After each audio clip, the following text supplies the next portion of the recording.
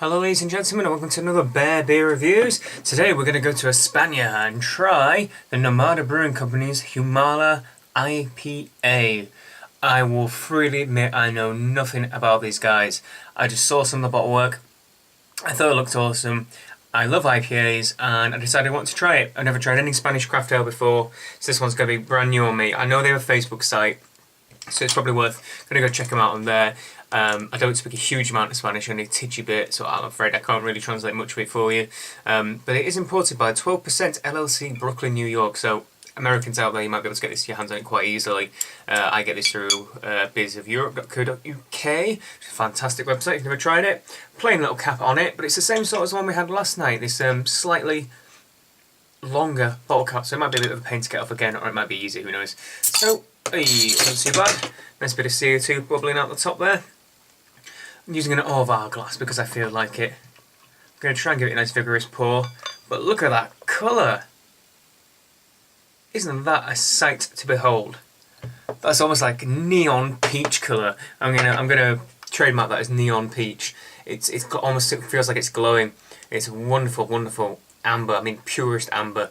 Absolutely clear as heck as well, and it looks absolutely beautiful.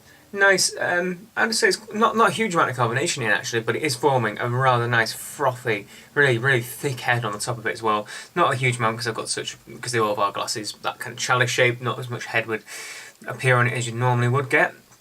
So without further ado, let's get our nose in there and give it a good old smell. Oh, New World hops. It is the 3Cs all over, the big American hops. It's just bursting in tropical fruit flavours. It's juicy. Oh, so it just feels so lush on the palate. It smells exactly like fruit juices again. I can already tell just from the smell alone this is going to be a great example of an American style IPA. It just smells so full of juicy and citrus and grapefruit notes.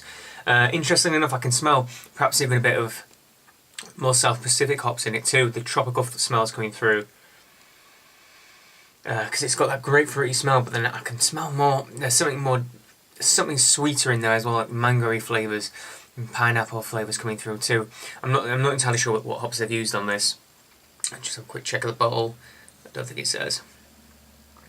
No, it doesn't say on the bottle, but I wouldn't be surprised if they use something like Pacific Jade, or I don't think they'd use Nelson Sauvin on this. It'd have a very distinct smell, but something else, some kind of South Pacific hop might be in this one too. So without further ado, let's get in there. Let's give it a try.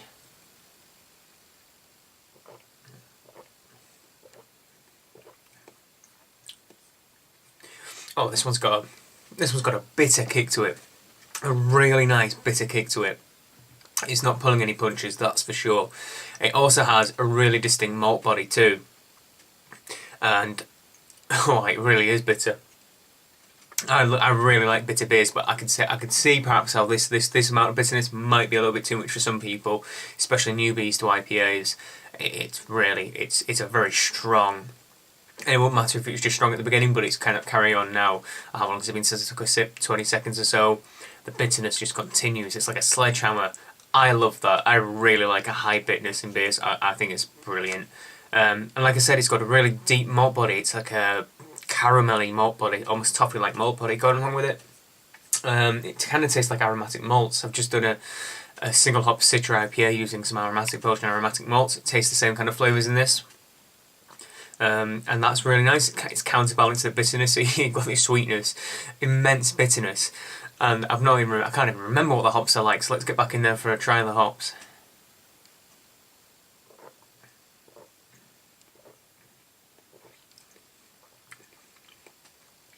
Yeah, there's a delightful fruity tone from the hops coming through too. Those citrus flavours you could taste, so you can smell coming through in the taste as well. Although they're far more subtle, the bitterness seems to be overtaking here. There seems to be more emphasis on the bitterness in this beer. The hops coming through as more of a bitterness than truly through his flavour. I like it because it seems to be if it didn't have the bitterness, I'd say it's quite a malt forward beer. but because it has the bitterness, you can tell it's an IPA, because you just don't get that level of bitterness in anything but that style, and the fruitiness seems to blend it together at the end, and takes the edge away from it being too malty, but also takes the edge away from it being too bitter. But I'd certainly say that bitterness plays a huge role in this one, and it's nice. It's a good take on it. You know, you get a lot of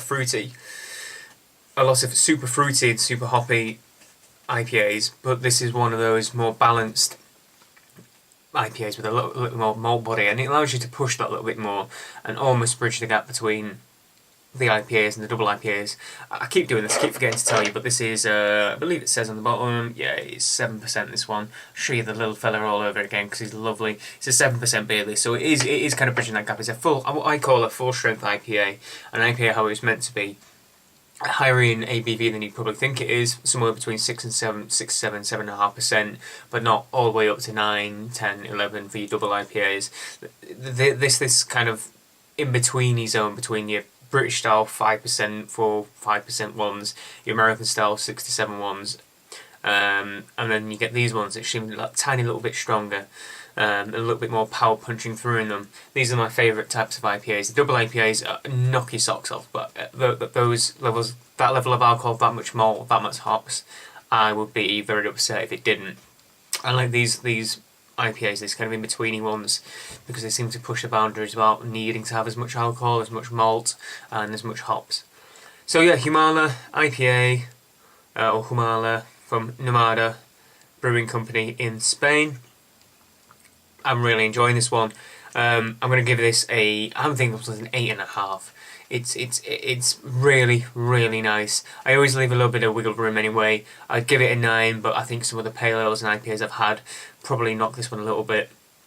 Thoroughly enjoying it though. I'll definitely have to keep an eye open for more Nomada Brewing Company beers. I'll have to find out more about them as well, having said that, but that's what it's all about. Get into the real brew, get into the real ale world, and just find something that's nice, something that you wouldn't normally expect. It's not a big name as far as I'm aware, but they're doing great beers. So, like, favourite, comment, subscribe. Tell me what you think if you've ever tried anything by Nomada. Tell me if you found any other Spanish craft breweries. I'm always interested in trying beer from all the way around the world. Any craft breweries, any real ale facilities out there. Willing to try any of them. So drop me a line and tell me what you think. Thank you ever so much, guys, and I'll see you again on the next Beer Reviews. Cheers.